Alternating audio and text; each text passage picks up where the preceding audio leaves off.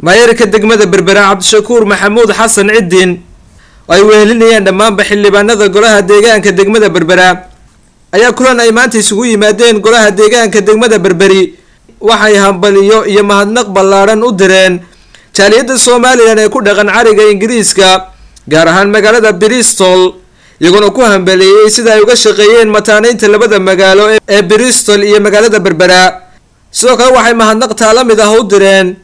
golaha deegaanka magaalada Bristol oo iyagu ansixiyay mataaneynta labadani magaalo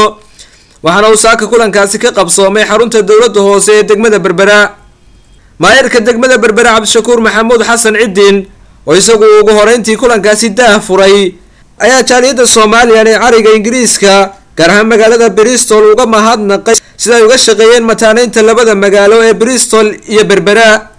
marka labaad waxaan maanta farxad weyn oo ah oo hambaliyo aan halkan ka hambalyeynaa oo bogaadinayna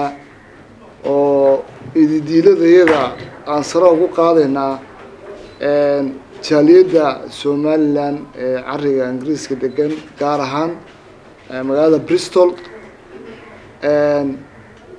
sida qiimaha leh ay uga howlgashay ee u maqan tahay inay la mataanayso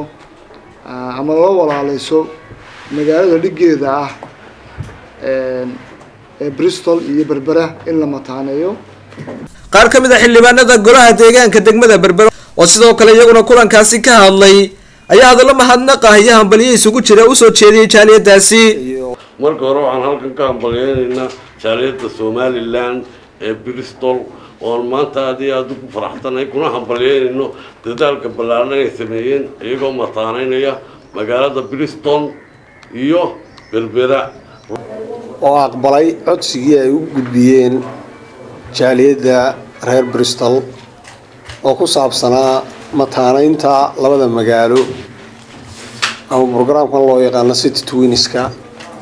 runtii aad iyo aad baan ugu mahadnaqayaa Khalid Xasan Nuur Sakariya Cabdi Caabi iyo waliba Calimaad Jibriil Xasan telefishinka madaxa bannaan ee Bulsha TV magaalada Berbera.